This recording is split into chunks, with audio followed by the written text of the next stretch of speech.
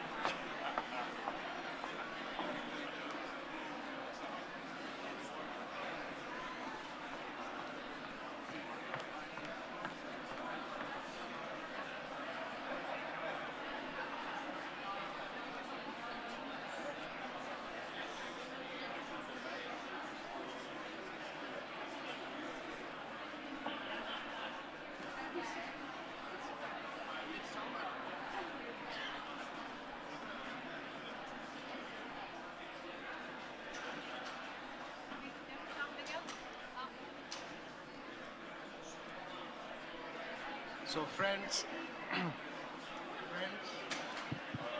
It's decided not to work, so you have to shout. Yeah.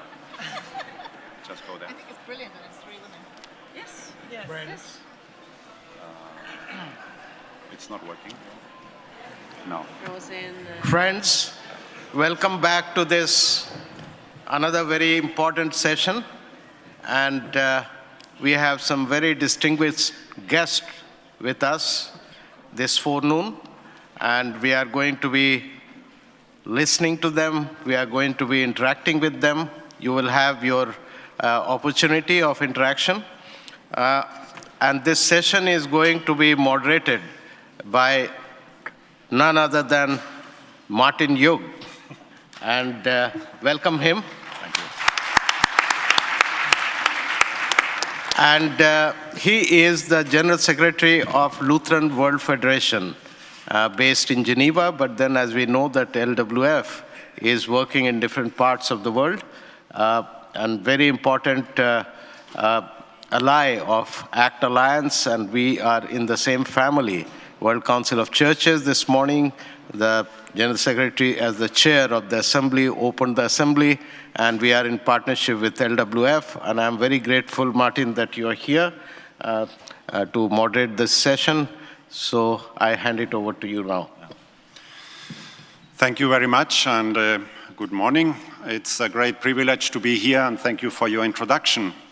And I want to begin stating my appreciation to the organizers of the Assembly for providing this very important space in order to have the conversation we are about to begin. The role of faith-based actors in achieving the 2030 Agenda for Sustainable Development. In my own experience, the whole relationship between UN, governments, FBOs has had some amazing development during the last years. And let me share one key moment in my own biography where I sensed things seem to be changing. It was in the year 2012 when the then High Commissioner for Refugees, the current Secretary General Antonio Gutierrez, in Geneva, called for a High Commissioner's dialogue on the role of faith in the protection of refugees. That was a great opening. And it was, although the LWF is quite involved for decades with the UNHCR, I sensed that for the first time we were approached beyond being implementers, but also as faith-based organizations to bring to the table something which we may have there. So leave no one behind is something which I believe as Christians we have been hearing throughout the centuries. If I think of biblical stories, the lost sheep, Bartimaeus, the blind person at the doors of Jericho, where everybody wanted to pass along, and Jesus said, no, I will spend the time with this man. The story of Jesus embracing the children, leave no one behind, be inclusive. And this radical approach of inclusion is one we have been hearing, is one which is inspiring us, but indeed it is also one that is challenging us as faith communities. And this Agenda 2030, with its SDGs, now seems to be promoting the same tagline which has been so important to us: leave no one behind. There is a common ground there, which we should be exploring. There is a common ground here which we need to be building upon as we come together. And this is the reason why the ACT Alliance very firmly and unanimously welcomed the SDGs as a platform on which to continue seeking partnership and working together. There shouldn't be any doubt that, of course, the frameworks out of which the community of states comes to this vision is a different one than the framework out of which faith-based communities come to that conviction. But nothing says that we shouldn't use the common ground in which we are.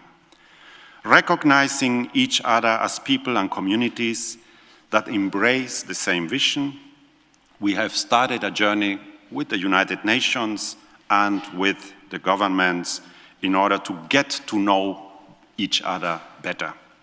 The word of literacy has been a very important one. Literacy which goes in two directions. To discover and understand religious literacy when it comes to the commitment to serve the neighbor, and for faith-based communities to understand the nomenclature of rights, human rights, as something which is key. I am personally very grateful for the outreach that the United Nations is doing. We have been working with the Interagency Task Force to engage FBOs in development. Now there is an advisory council that has been constituted, and I believe all of these are important steps. I'm grateful for good initiatives that are being developed also in the context of the ecumenical movement. For instance, the work with the ACT Alliance on the Waking the Giant initiative, connecting ecumenical actors with the local discourse, structures, and initiatives around the SDGs. And this panel here is a magnificent illustration of this ongoing process of exploration and engagement between different stakeholders. It is my privilege to introduce to you today, next to me, His Excellency Amina Mohammed. She was a Minister of Environment of the Federal Republic of Nigeria from November 2015 to December 2016. Then, before joining the UN, Ms. Mohammed worked for 3 successive administrations in Nigeria, serving as Special Advisor on the Millennium Development Goals. Ms. Amina served as Special Advisor to Secretary General Ban Ki-moon on post-2015 development planning.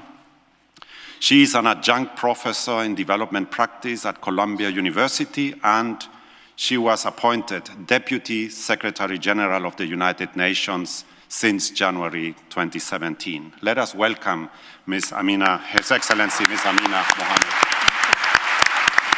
I will present the others. Let me introduce to you as well His Excellency Ms. Isabella Lövin. She is the Minister for International Development Cooperation and Climate since 2014 and Deputy Prime Minister of Sweden since 2016. Ms. Lövin studied political science, Italian and sociology at Stockholm University.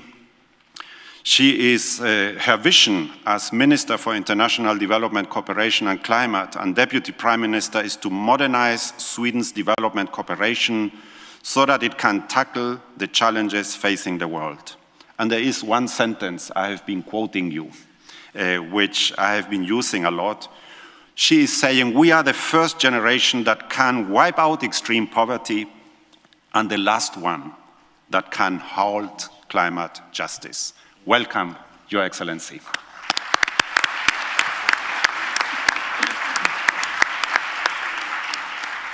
Finally, I want to introduce to you Ms. Karin Jämtin. She is the Director General of the Swedish International Development Cooperation Agency since May 2017. She headed, before that, the International Development Cooperation Department at the Olof Palme International Center and was appointed in 2003 to be the Minister of International Development Cooperation. Welcome also to you, Ms. Karin Jämtin.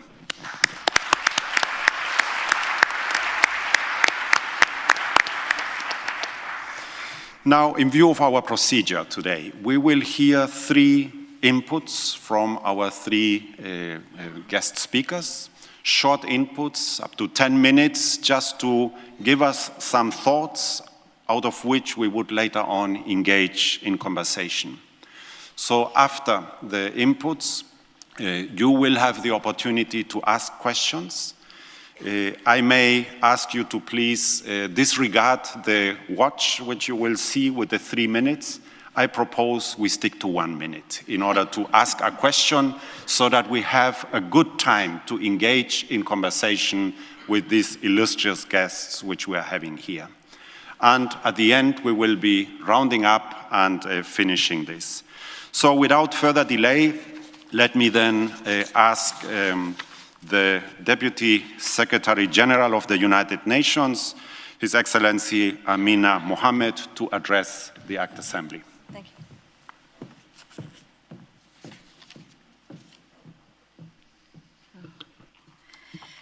Thank you very much. Friends, colleagues, ladies and gentlemen, really pleased to join you here today, and I thank the organizers for inviting me. I really am humbled, and I know that I'm going to take back a lot of energy to face the headwinds that we have at the United Nations. This third General Assembly of the ACT Alliance, really important, and maybe just take 1 second off to add my prayers to those that were murdered at the synagogue Sunday last in Pittsburgh. I think it is important that we remember all those acts that we should bring an end to and that we should have zero tolerance for in places of worship. 3 years ago, the international community agreed to the transformational and universal 2030 agenda for sustainable development. And it's considered an agenda of the people, by the people, and for the people. The 2030 agenda was developed by what is often considered the largest consultation process carried out by the UN. Everyone, everywhere, and especially young people. The 2030 agenda rests upon the integration of our three interdependent and complementary pillars, a DNA really, of economic, social, and environmental protection, but most importantly with human rights at its core. At the core is also prosperity, dignity, and well-being of people, with the promise that we leave no one behind and that we reach the furthest behind first. This is how we will prevent conflicts, avert humanitarian crises, and tackle challenges such as the migration of people who feel compelled to leave their homes because of persecution, crime, environmental degradation, or a lack of opportunity.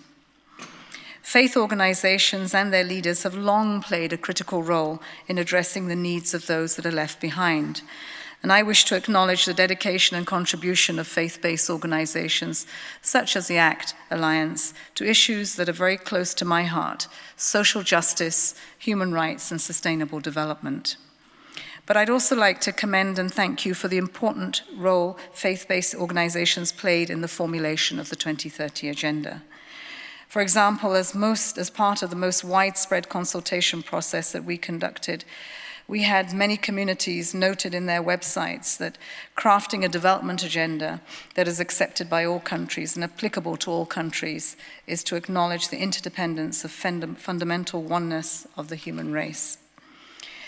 It was an extensive consultation. It went beyond New York. It went into many of our countries, our villages, our homes. We used technology. We tried to communicate in the many different languages and ways that would bring everyone's aspirations for seeing themselves in this agenda, that it would not just be the Millennium Development Goals, the 8 MDGs that were somehow designed in the bowels of the UN by a few men.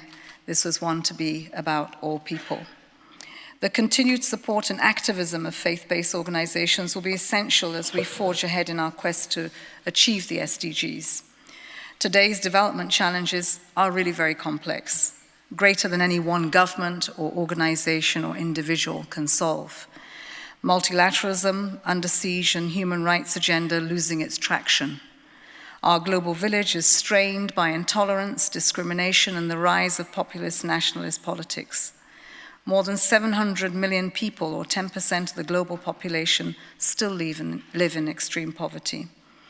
The situation is worse in sub-Saharan Africa and South Asia, but no region is immune. See, for example, the plight of many indigenous people living in the United States and Canada, some of whom still live without electricity and piped drinkable water. More than 800 million people live with hunger, which is on the rise due to climate change, conflict, and economic volatility. Imagine the pain of a parent whose child is crying from hunger, knowing that they can do nothing.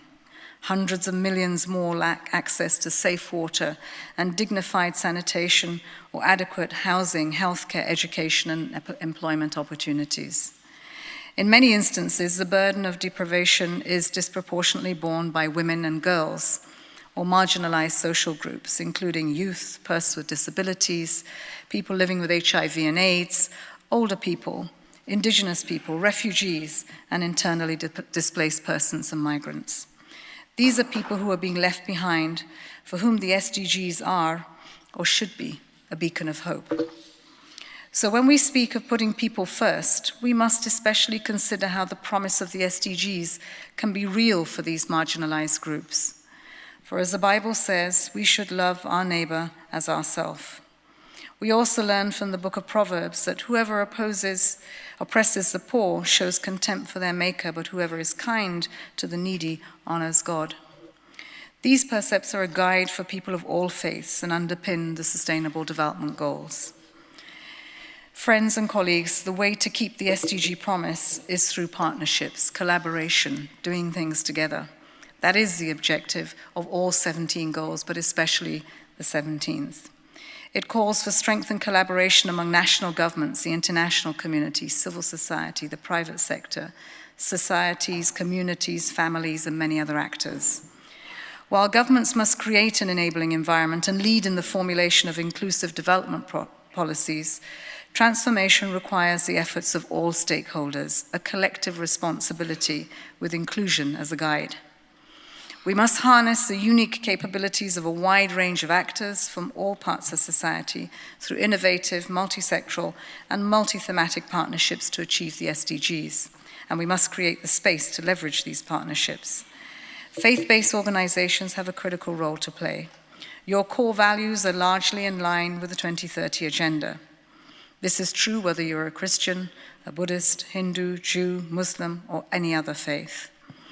Your efforts have earned you the trust of the communities you serve, and you are often directly engaged with those that are left furthest behind. You're well placed to carry innovations and lessons learned across communities and national borders, to participate, to mediate, to often be those that help to heal communities. The United Nations recognizes and benefits from the reach of faith-based organizations. The plan of action for religious leaders and actors to prevent incitement to violence that could lead to atrocity crimes, launched last year by the SG, is one example of how the UN and faith-based groups can work together. And members of the United Nations Task Force on Religion and Development and other UN entities work with hundreds of faith-based partners in carrying out the work at national, regional, and global levels. So I am grateful to the ACT Alliance, making the SDG a focus and an inspiration to your activities, finding common ground. As an organization working in more than 120 countries, you have a broad reach into communities around the world and tremendous ability to help socialize the SDGs in everyone's life. Indeed, your members actively contributing to the achievement of each of the goals. And let me say that whether you take Goal 5 or Goal 8 or Goal 9, every one of them should act as a docking station for the other 16. They are an integrated whole. I'd like to commend the members of your constituency in the deep engagement on gender equality and the empowerment of women and girls. I know that my sister Pumzili has been with you and the representation of UNFPA in the last day or two. And those are the ladies that I stand on the shoulders to shout even louder about the importance of putting our women and girls at the center. I urge you to continue to scale up your work on the SDGs for the benefit of all. In conclusion, we share a common objective, a future of dignity, prosperity, and peace on a healthy planet. To reach this, we must deliver for the people we serve, stay true to our ambitious global goals, and make good on our collective pledge to leave no one behind. Let's continue this partnership together. I know that the challenges are vast, but so are the opportunities, and it's the opportunities that we want to talk about, especially when we work together in the common cause of allowing everyone to participate in what should be a reality, the SDGs for people everywhere. As a person of faith, I'm actually blessed to come from both a Muslim and a Christian family. With a Muslim father and brought up as a Muslim, my mother was a Christian, but my grandfather, a Presbyterian minister of the Church of St. Andrew in the Isle of Man, and often his sermons included us as children. Often today, when I go back home and I see the tragedies and the complexities of what we face in many parts of my country in Nigeria, from the northeast to Kaduna of late, I know that it is only when we have a sense of respect, that we recognize the strength in diversity, that we will be able to overcome many of these challenges and be that global family that we, in every way, are taught to believe in and to have faith in. I thank you.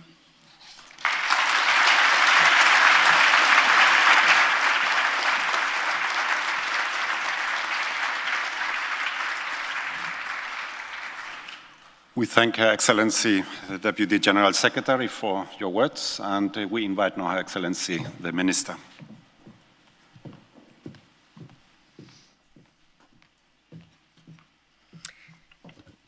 Thank you, and good morning, everyone.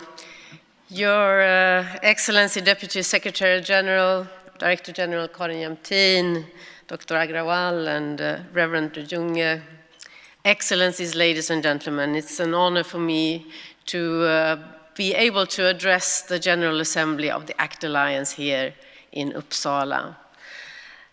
And I'm also glad that we are all gathering here in Uppsala, which I don't know if you know, is the hometown of the late Secretary General Dag Hammarskjöld.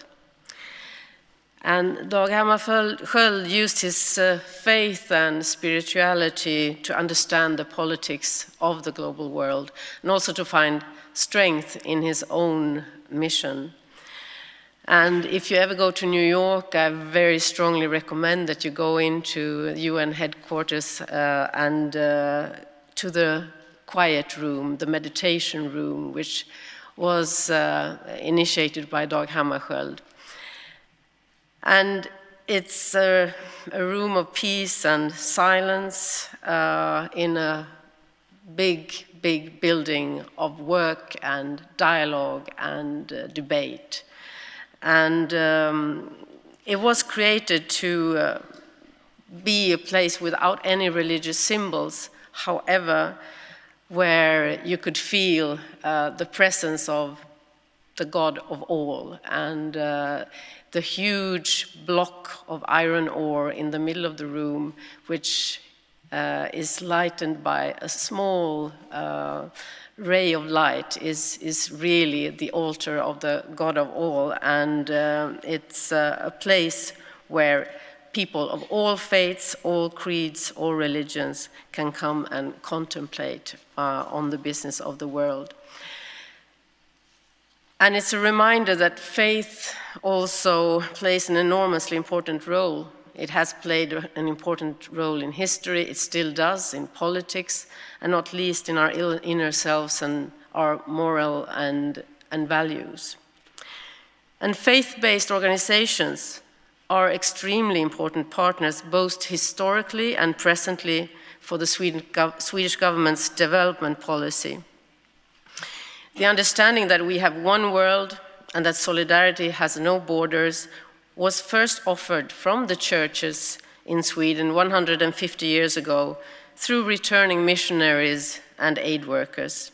Today we have a strong Swedish public support for the 1% goal of our gross national income to go to development assistance, which the civil society, including faith-based organizations, long had advocated for.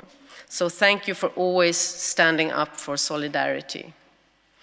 Sweden believes in fostering a global culture of peace, dialogue, respect, dignity, and common universal values.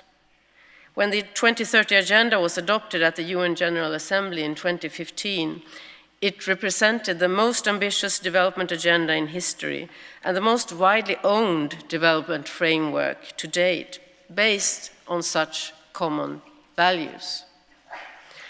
With the integrated perspective in the 2030 Agenda, with all goals, the ecological, the economic, and the social goals integrated and being equally important to reach the SDGs, development in one area cannot be made at the expense of another. And also the attainment of the SDGs cannot be accomplished without multilateral cooperation and genuine partnership between international community, national governments, the private sector, and not least civil society, including faith-based organizations. Today I'd like to focus on the role of faith-based organizations in fulfilling the Agenda 2030. In many countries, you are providers, significant providers of social services, not least of health and education. You're needing to make sure that no one is left behind.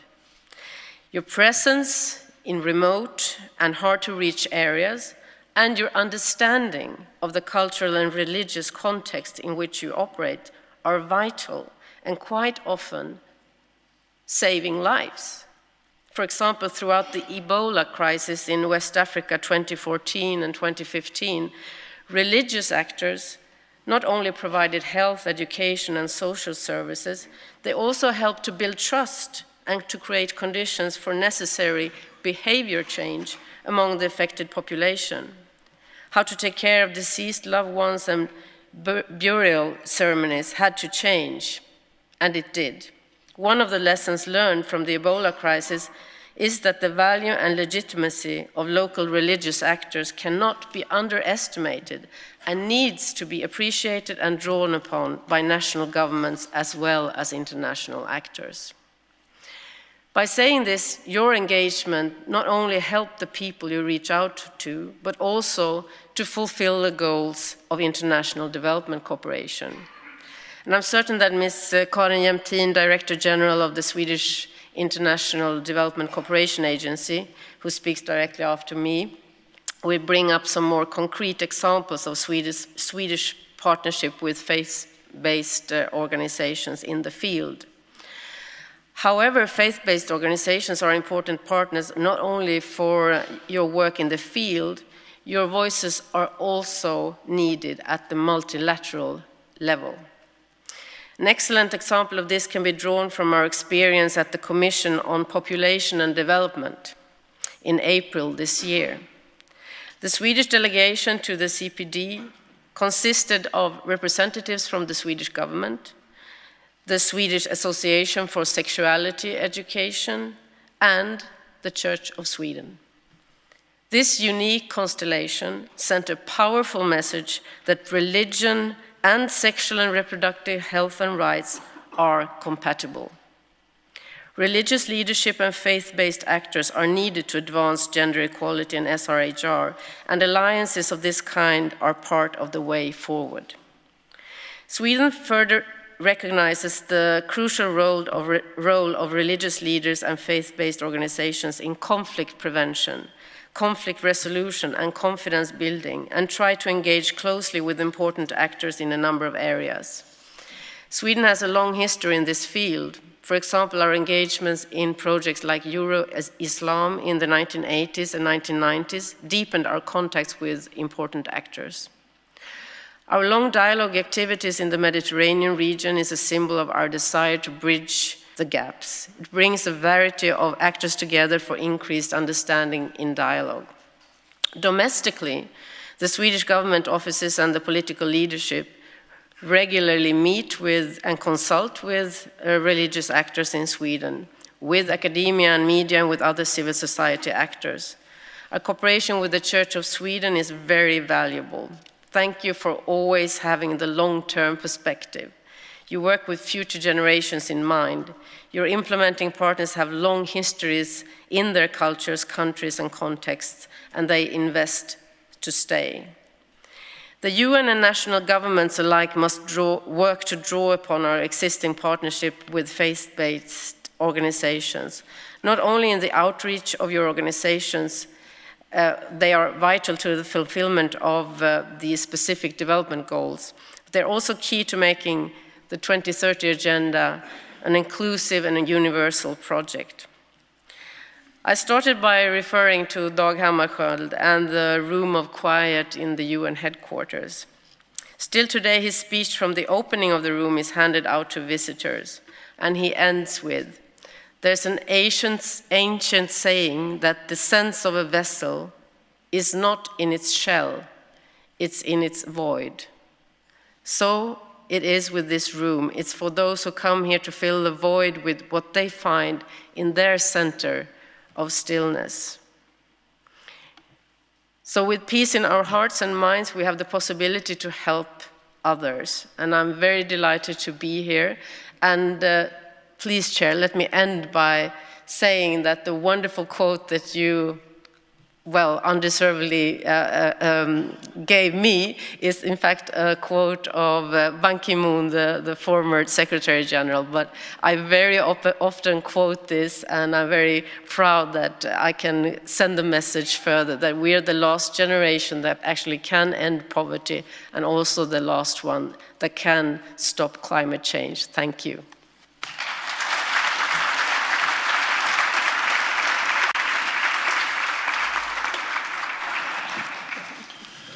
We thank Her Excellency the Minister, and we invite the Director General of SIDA, Ms. Karin Jemtin, to address the Assembly.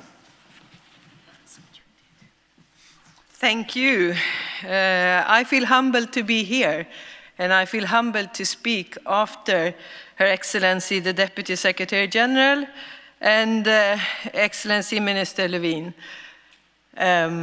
Thank you for listening, and thank you for inviting SIDA to be part of this excellent ACT Alliance. It's an opportunity for us all to discuss the future of our globe, actually. We are pleased to be here, I am pleased to be here, to discuss under the theme of the role of faith-based organizations in delivering on the Agenda 2030.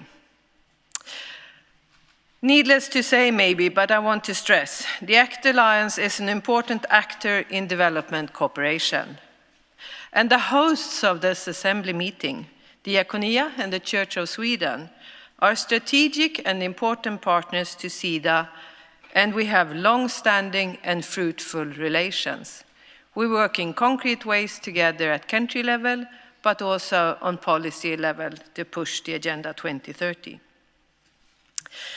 While there was a great achievement in halving poverty between 1990 and 2015, we are all aware of, at least all of us in this room, we are all aware of the challenges that remain. A concentration of extreme poverty in conflict areas, climate change and environmental degradation, increased urban poverty and lack of services, and increased humanitarian crises and refugee situations turning permanent. And throughout all of these challenges, women and girls are the most effective.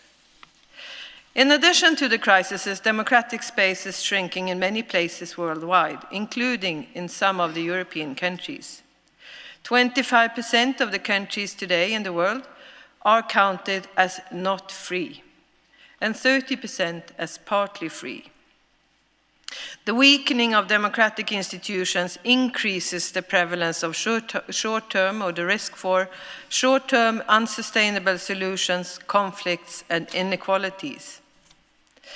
And as other civil society actors, faith-based organizations are often involved in service delivery and contribute to education, health, and reproductive rights in many developing countries.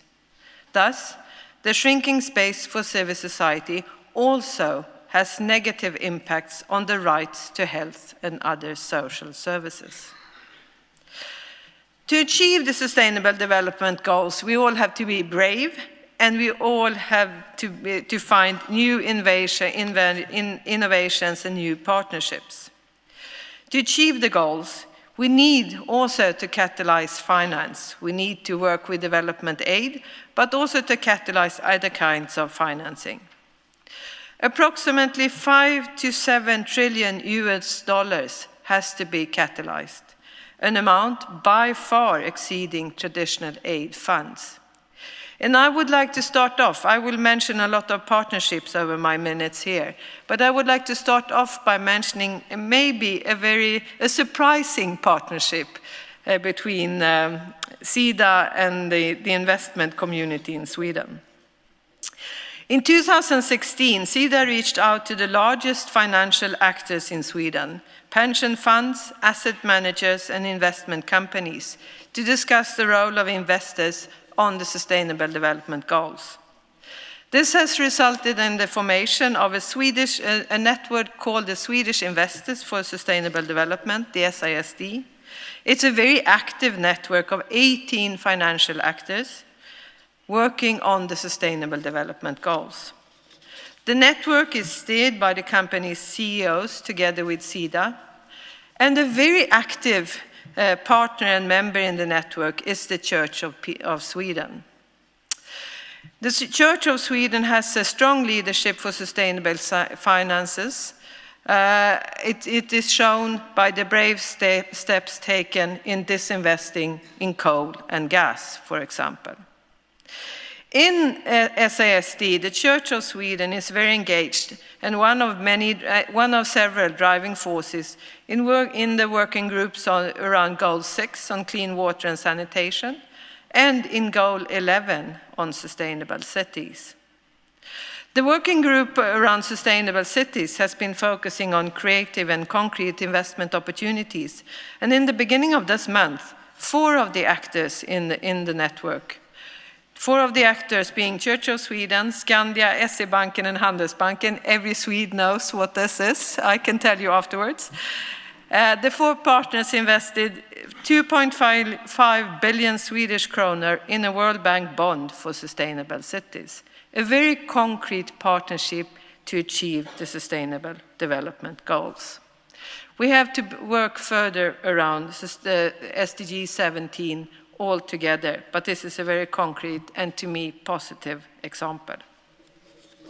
The key principle of Agenda 2030, leaving no one behind, has been mentioned before here. It constitutes a global imperative to put the poorest, most marginalized and discriminated people at the center of development cooperation. It is an imperative to all of us, development actors, to sharpen our tools. At SIDA, we have been working around creating an even more focused multidimensional poverty tool to assess all of our contributions. Because we need to be better at analyzing different contexts we work in. We need to better understand the different dimensions of poverty. We can be described as 4 dimensions: lack of resources, lack of opportunities and choice, lack of power and voice, and lack of human security. And we have to be better at analyzing how all of these 4 dimensions integrate and work together. Understanding multidimensional poverty also includes understanding the role of religion and faith in development. Faith-based organizations can contribute to better understanding of the impact and opportunities of religion on development. SIDA's support to human rights and democracy also includes freedom of religion. And it has also been mentioned before, but I would like to mention another example of partnership. Involvement in development cooperation can cut across secular and religious lines and provide bridges across different religions. In Swedish humanitarian assistance, it is, for example, a collaboration between Islamic Relief and the Lutheran World Federation. Another area where it's important to cooperate and find partnerships is in the area of gender rights.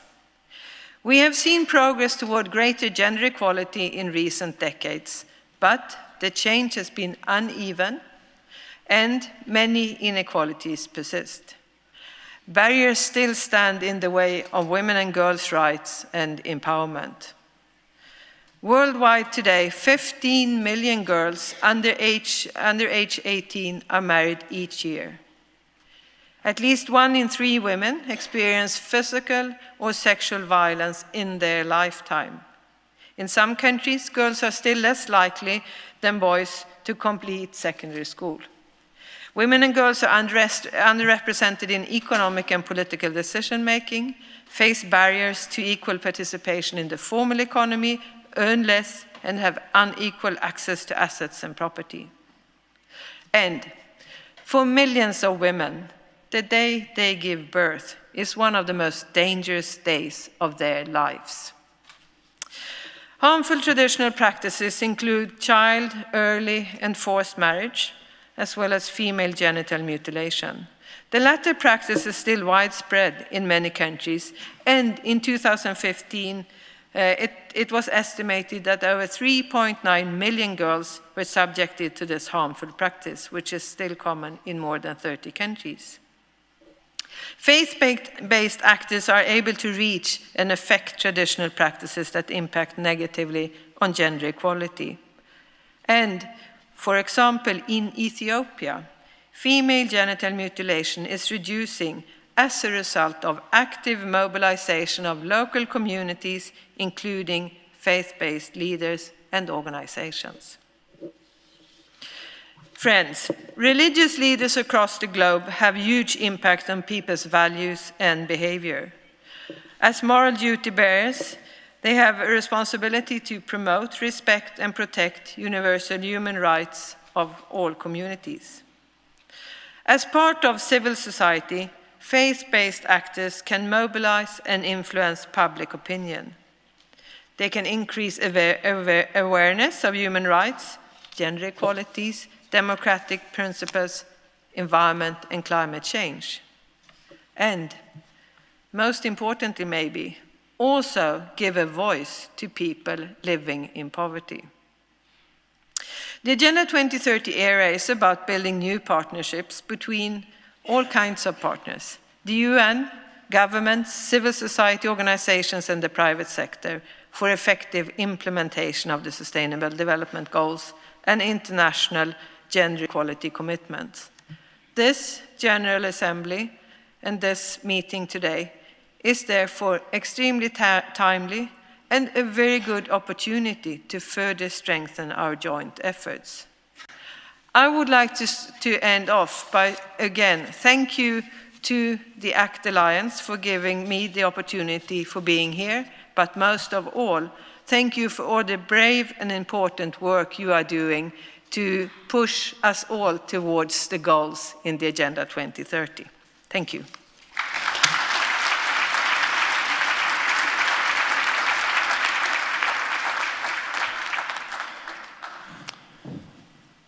Thank you very much, Director General, for your intervention. And I would like to invite now for questions coming from the floor so that we begin to engage in a conversation. I understand that the same procedure will be applied in view of numbers being handed out. I see a number 4 already, which while we collect others, I would like to invite, if you are in agreement, that we collect some 3-4 questions, and then we see how to respond, and hopefully we can have 2 or 3 rounds of it according to time. Please, if you would introduce yourself. Thank you. I'm Bernard Sabella from the Department of Service to Palestinian Refugees of the Middle East Council of Churches. Thank you very much, Your Excellencies, for a very positive outlook or perspective on the role of faith-based organizations. My question is, given the political ideologies that are now more or less rampant in Europe, especially, and in the north of our world, how could we find the links between the partnerships of our northern faith-based organizations and those in the south? And how can we get I would say, some of the ideologies in Europe, or some of the ideologues in Europe and the North, to understand that without partnership and cooperation between international organizations in the North and those in the South, then we are stuck and we cannot get to 2030. Thank you. Thank you very much. I invite the microphone number 2 up there, if this is possible. Yeah, Excellence. Thank you very much for your insightful and inspiring key speeches. And my name is Laura Chacon, and I would like to ask you questions on the whole panel on behalf of the ACT Alliance Community Practice on Gender Justice. The shrinking civil society space and attacks on human rights defenders has a significant impact on women. particularly women of faith who dare to speak out in defense of women's rights and gender justice. They often face ostracization, discrimination, and even violence from society, as well as from members within their church or faith communities. It is imperative, however, that the voices of women, men, and young people who dare to speak up for gender equality, inclusion, and for the rights of marginalized groups such as adolescents, women with disabilities, LGBTI people, or young women are heard and not silenced. What can countries like Sweden, the UNAID, and bodies such as the Swedish Development Agency do to ensure social local advocates on justice are protected, supported, and are able to be here in spaces where they can really make a difference? Thank you. I take one more question, number 4, and then I would invite to respond, and we go for a second round. Your Excellencies, thank you very much for very interesting inputs. My name is Birgitte Kvist Sørensen, and I am the General Secretary of Danchurch Aid. I have a question for Your Excellency Amina Mohammed. It's not only the ACT Alliance that is confronted with the political changes, shrinking space, it's actually also a fundamental change in undermining also the UN, we the peoples, that is the preamble of the UN. And so I would like to ask, what could the ACT Alliance do in supporting the voice of the UN, which I think is the most important global international organization we have? It's the carer of international human rights. So what could we as Alliance do to support the voice of the UN? Thank you very much. We go for responses. I see the number 2, that's the next, but we listen to some responses first. As you want. Okay. I think it should be on. It should be on? Not now. Now it is. Okay, now it is. Thank you very much for those questions. And there's so many, as I say, headwinds going on around the world, but the faith-based organizations, North and South, I think creating the space and finding the issues like an opportunity like this, where you are North and South in this room, to engage in dialogue on those issues and bringing those issues or outcomes to the UN, to the different places that we have at the country level, so that we can begin to carry them forward as we operationalize the SDGs. The entry point is the Sustainable Development Goals. It is the most comprehensive response to the challenges we had. When we designed them, we took context into consideration. We took the cross-border issues into consideration. Now, there is no any one silver bullet, but together they are a good response and they encourage this collaboration. I think, point to and urge us to create some of those spaces. We can convene, we can leverage, we can put people together, and so, take the good offices of the UN as much as you can. I know that in Palestine this is a very difficult situation, and today you can see the Secretary General every day is out there trying to preserve at least what we are able to give, which has been education, and even that is being taken back. So again, the dialogue is important. The voices get louder on the side of those who know what is the right thing, so that you drown out those that don't. It's really important, because today I think the voices of multilateralism are rather quiet. The shrinking space for everyone, and again, underscore here, there are strength in numbers. They really are. The coalitions, the networks that we have, again, coming together, and again, use the SDGs, but use them at the country level. We have a voice at the global level, but the real movements happen at the country level. And once they start to create a movement, a momentum, you'll begin to see that we come together in regions, and then we really do go global. And here again, I will say that in the reform of the UN, we are strengthening the country teams that we have. At least I can talk about 129 country teams, where the leadership there will look to engage much better with the partnerships than we've done before, and in particular civil society, because the space is shrinking. And there is a response that is required by different lenses on particular issues, whether they're women, children, otherwise. And last, again, I guess for the UN, If we want to remain relevant, it is about the SDGs. How do we socialize this? How do we leverage people to implement and operationalize all 17 SDGs? Thank you. I think there were some questions also addressed to a particular Swedish policy. Well, thank you for your input and questions. I think the issue of gender equality is something that you rightly have focused on here at the General Assembly, and it's something that needs to be permeated into all the Agenda 2030 goals. And I think what the Deputy Secretary General says, that it's a tool that can be used at a local, regional, national level to bring out the 17 SDGs, but also point that we need gender equality in implementing all of these if we're ever going to attain a sustainable world.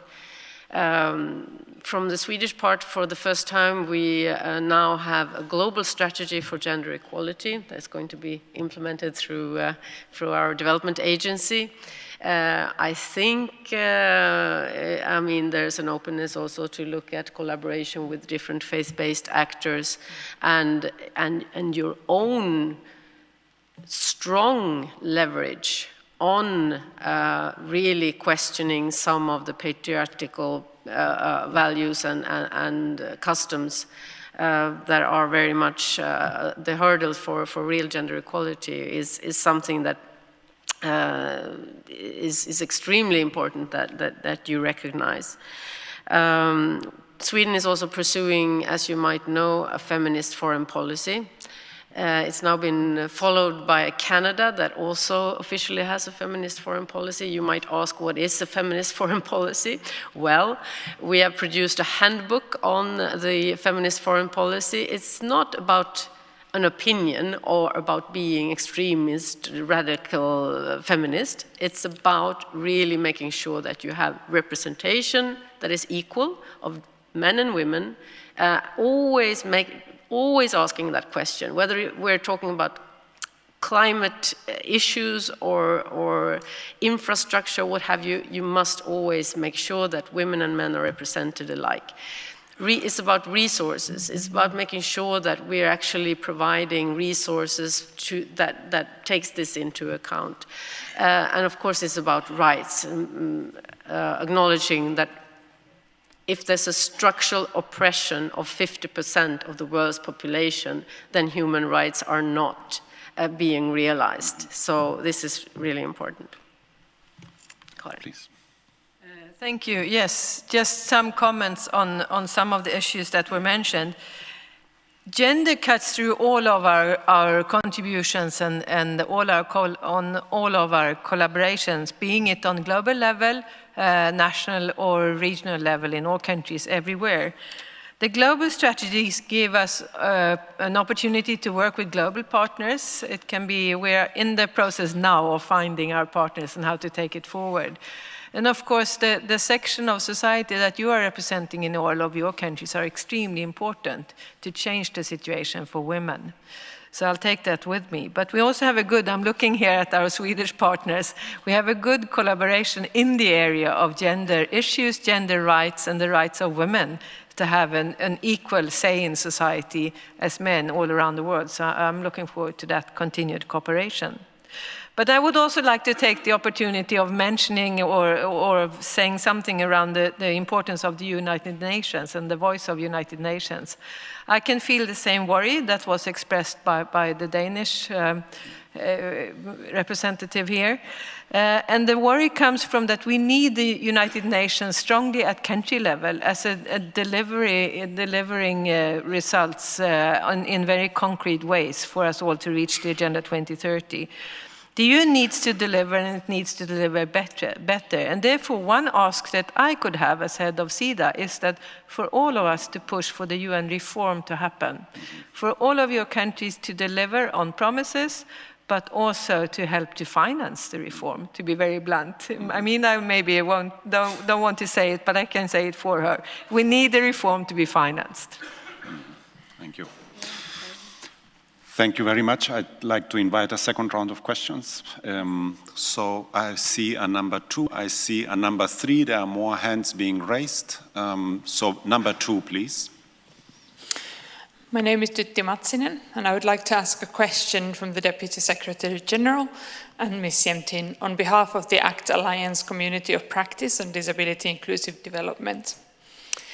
Your Excellency, Madam Deputy Secretary General, you have said that the political commitments to advancing the rights of persons with disabilities have not translated into significant improvements in the lives of the 1.5 billion people living with disabilities globally. What kind of steps can the UN take, and how can we in faith-based communities partner with you in order to create concrete practices and significant change in the lives of persons with disabilities? Ms. Jämtin, as the director of the Swedish Development Agency, what kind of actions have you seen and would therefore recommend us in faith-based organizations to include persons with disabilities into developmental strategies and processes? Thank you. Thank you. I will ask now number 3 and number 4 and number 1 are prepared. Please shortly so that we can take the 4 questions. Thank you. My name is Kenneth Mtata. I'm the General Secretary of the Zimbabwe Council of Churches. If I listened to the 3 presentations, I found something that is common in all of them is a reference to the need for cooperation that is at global level, the need to enhance multilateralism. But I can also sense from the presentations that this whole desire to cooperate is under threat. When I'm hearing the affirmations of the possible cooperation between UN, different secular actors with religion, this is quite positive. The danger that informs such an interest is simply pragmatic, and therefore the focus of cooperation can simply be on possible areas of cooperation, functionality of this relationship. But the biggest threat we have in the world at the moment is the lack of belief in the spirit, what really puts together a society. There is a strong emphasis on interests. Almost the spirit of legion seems to be dominating the world. The question is, can we find common convergence between desire for multilateralism and the opportunity that ecumenism provides? Thank you very much. Number 4, please, briefly, and number 1, we take the 4 questions and have then your responses, please. My name is Hani Riyad from Bless Egypt, and I really appreciate the level of assistance and level of support that SIDA and the Swedish government provide to faith-based organizations. However, this raised a question in my mind. Does the Swedish international assistance work with its sisters in Europe, for instance, the NIDA, DFID, GIZ, other major players, to support faith-based organizations around the world, and not to forget to mention USAID and the Canadian SIDA maybe. Thank you. Thank you. Number 1. Yes, thank you. My name is Camilla Bølund, and I'm the chairperson of Danish State Youth. And I would like to ask a question to Her Excellency, the Deputy Secretary General, and to Her Excellency Minister Lövin on behalf of the ACT Alliance Community of Practice on Youth Engagement. Your Excellency, Madam Deputy Secretary General, a faith perspective can be a strong mobilizer among communities, which you have alluded to. Some religious norms and perspectives can impede the achievement of rights. And often governments and UN agencies are wary of faith-based organizations due to negative stereotypes. In your view, what partnerships between the UN and faith-based organizations, particularly the youth in faith-based communities, would be necessary to counter religious norms that undermine access to rights? And how can we turn the perspective around and see religion as part of the solution and not just the problem? And even though my time is up, just quickly, Your Excellency, Minister Levin, young people of faith have an important role to play in making development and humanitarian policy processes sustainable and effective. What are your thoughts on how this could be achieved? Thank you very much. All of that now in some 5 to 8 minutes. Thank you so much. Oh, goodness me. Do you want to go first? Should we change? Go from there? Come this way? Maybe we begin from that end, Okay. and you have the last word. So I'll start by answering the last question then on how young people can make a difference in development and humanitarian policy processes and how this can be achieved. I think we had a very important resolution at the UN Security Council, the resolution 2250 on youth, peace and security. And the fact is that so many children and young people are being raised and becoming adults in situations of conflict and fragility, and situations where they themselves have no fault whatsoever, no even maybe memories of what started the conflict. I'm looking at the representative from Palestine, for instance. I mean, that is just one example. And we need to make sure that young people can have a voice in peace processes, in mediation, in conflict prevention even. And I've seen some good examples in Israel-Palestine, for instance, but also in Lebanon. And I think to make sure that that we can support interreligious dialogue and provide a platform for young people to do that is an extremely important thing to do through our development cooperation. We're also focusing, apart from, we have 3 focuses. One is on climate change and environmental sustainability. The other is on gender equality. But the third one is on conflict prevention. And I think youth comes in there as extremely important voices. There's a lot of focus on religion being the cause of radicalization, which is of course a very, very negative thing in this context. So we need to also look at faith-based organizations and youth in that context of also being a bridge to understanding and also understanding that faith does not, it shouldn't be a source of conflict, at least, and absolutely not a violent conflict. And I think youth can be a very important resource in that respect. Thank you.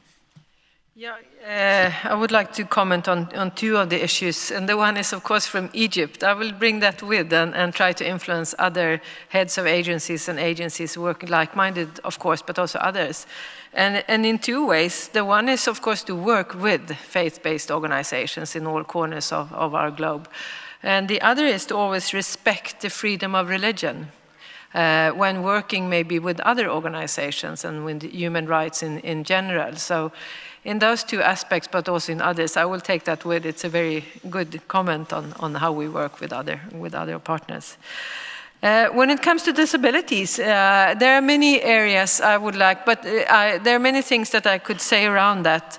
The one thing is to start by recognizing that there are many people with disabilities in the countries where we work. I sometimes tend to see that we nearly forget that there are people with disabilities in the refugee camps, in the cities, in slum areas, or wherever. There are always people with disabilities. And when saying leave no one behind, the worst off is maybe a young woman with a disability who is even forgotten in that whatever area it is. So start to recognize that people with disabilities have even greater challenges than people without disabilities to get their rights. The other thing is that we need to have data. There is not enough data on how many people and what kinds of disabilities people have out in the world. We have to have better data.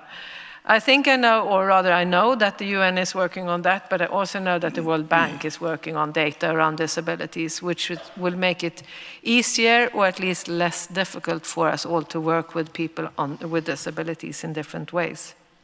So recognize, have data, and then really recognize that people with disabilities, they have the same right to be able to take part in the working environment, in education systems, social services, etc., as everyone else. They have the same rights, and they should be included in the same systems as as everyone else. With these different kinds of perspectives, we have just handed over a report back to the Swedish government on how SIDA will try to improve our work around disabilities. And I'm happy to share what we have learned when doing this report back, so that we can better our work on supporting people with disabilities in all kinds of situations. Thank you. Thank you. Your Excellency. Thank you. There we go. Thank you very much. That's it. There's so many questions here, and I wish we had so much more time, but I just want to underscore that the importance of leaving no one behind is data. And with disabilities, the UN is embarked on a strategy now to mainstream that work in each and every one of its agencies. You would think that we'd done this years ago, but in fact, only when the SDGs came up and we were looking across the economy, we were looking across what was happening on the social and environmental, did we really realize that there were huge gaps. But data is a major one. If we don't know where the no ones are, then we're not going to tackle them. So that is something that we are challenged with right now. Data does require funding. But today I think that I just came back from the World Data Forum in the UAE, and one of the things that we found encouraging there was the use of technology, and that we have to bridge between the way we did and accumulated data for planning and the opportunities of technology now to get that done. On the international cooperation piece, and how can we see that with the ecumenical constituency, again, both is about collaboration. And I think at the country level, where we have some of the most difficult challenges, we need to see more and more, not just different agencies coming on board, but different faiths coming to provide the solutions with which communities deal with on a day-to-day basis. Often we come from the international level, and we come once in a while, and we drop in and we drop out, but you are there day in, day out. And so I think here, cementing the plans and the frameworks that we have is about that cooperation at the local level. Egypt, thank you for making that comment. One of the things that we have right now is that there are so many cooks in the kitchen. And it would be really good if we didn't have so many pots, and that we learned to put the ingredients in one and get one meal out, one response for the different challenges that we have. And when you go to the country level, we have over, sometimes 30 agencies of the UN. When you're finished with the UN, then you have the bilaterals. When you finish with the bilaterals, you have so on and on and on, and the foundations and the international NGOs, and the country is totally confused. So one of the commitments we've made is actually to sit down and look at the efficiency gains and how we can go to scale. We can no longer just talk about the pilot projects or the small initiatives or the handouts. It's got to be handshakes, it's got to be collaboration, it has to be scale. We have to get ahead of the problems, because right now they are way ahead of us and we're losing that battle on many fronts. And we're seeing that as instability takes a hold and becomes exacerbated by many other issues like climate change and migration. So working together, we have to do that at a much more efficient level. On the youth, we have again just launched a youth strategy by the youth, for youth, but it has to be an integral part of what we do. We cannot add youth on to what we do. We should be asking ourselves the question that every time we declare a result, what part of that result actually has impacted youth? If they're the largest cohort, in many countries we're saying they're 70% of our populations, then those results should be felt there. And by the way, youth include women. We often regard youth as youth, and we say youth and women. And I'm wondering, there are no women in youth, and we really need to think about how we engage with that and what we expect from it. So again, the faith-based story and the stereotypes. I mean, take ownership of your faith and the institutions that you have, young people, please. Because it's as though you're not there. And I think faith-based organizations have to acknowledge their youth. Because if they don't, then actually it's the faith-based organizations that will get left behind. Because the youth are marching on. They're just going on.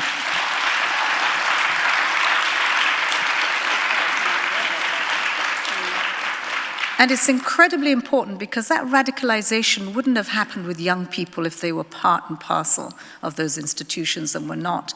I wouldn't even say left behind, they were shut out. Many young people are being shut out of our institutions, and we need to make sure those doors are wide open. Same thing on the face of sexual exploitation and abuse and intolerance. We are so judgmental. In the end, it is God that judges, not people.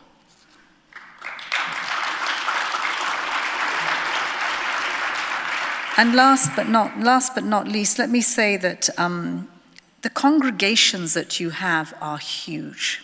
Whatever faith we talk about, there is not a congregation that doesn't have a doctor or a teacher or one of the wealthiest in the community or the poorest. We have constituencies in these congregations that we should be speaking to. So let the sermon preach what the challenges that we have are and bring them to the table to find the solutions. Because whether it is those that prevent us from getting the resources we need so that we can equitably look at women's rights, look at children's rights or not, we need to call them out. From 9 to 5, you're doing a job that is detrimental to our humanity. And you go to the mosque or you go to the church or you go to the temple. When you're in there, you're one of the 7.5 billion that this is going to touch.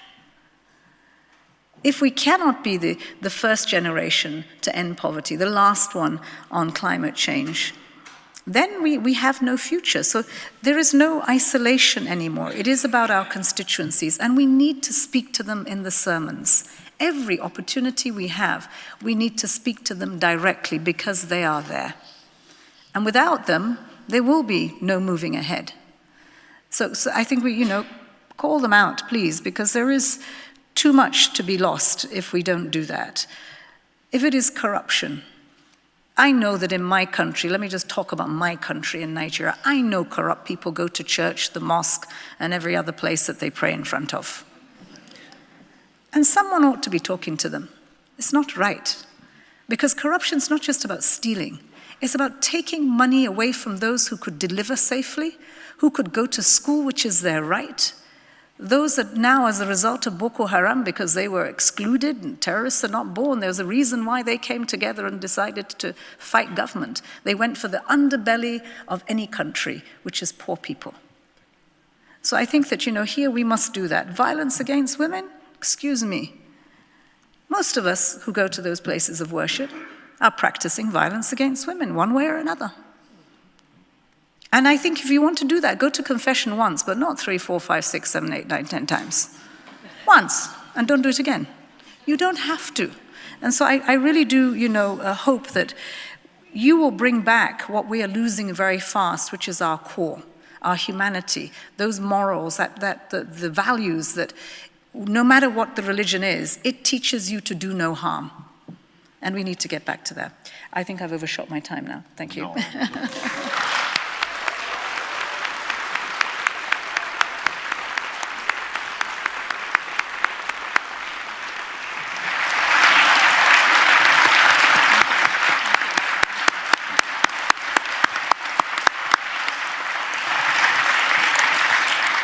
Thank you very much. We are a bit delayed in time. Let me just thank our speakers, our panelists, for great input, great inspiration. Indeed, the transformation we are seeking is a transformation that involves everybody, also us church people. So we are both subjects of a transformation which we are seeing ahead of us, but we need to be open enough to be subjects of transformation ourselves as well. So thank you for reminding us that we are part of this. And if it is about not leaving anybody behind, it is also not leaving us behind in that process of transformation which we are engaging. I think I heard something about with the many questions that we shouldn't take the Agenda 2030 for granted. It's actually quite a miracle in view of what's going on, that despite of all of that, still there is a vision that we are not going to leave people behind. So let's build on that miracle.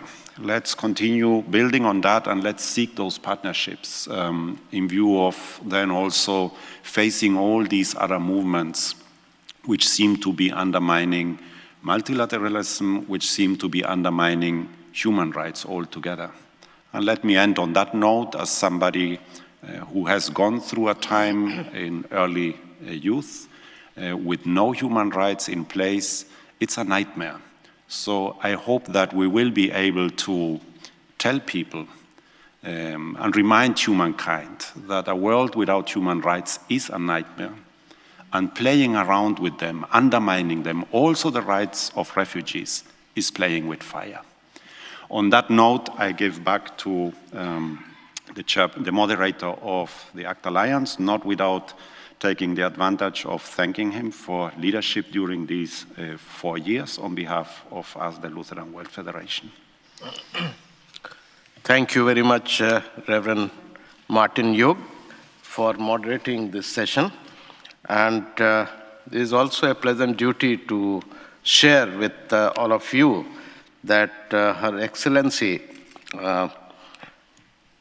Deputy General Secretary, came exclusively for this session, all the way. Just before the session, she has arrived, and she will be leaving around 1:30 back to New York. So thank you so much, Her Excellency.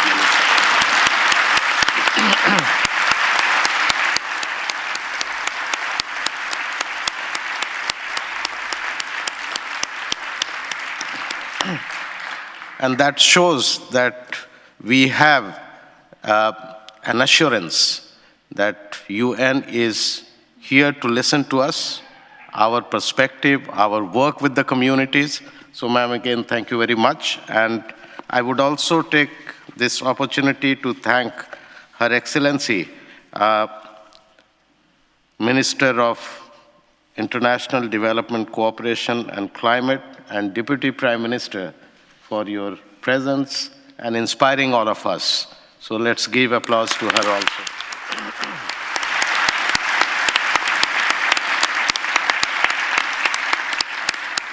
Also, I would like to thank Karin Jamtin for your presence, and she is the Director General of SIDA, Swedish International Development Cooperation Agency. Thank you for your keynote address and inspiring us.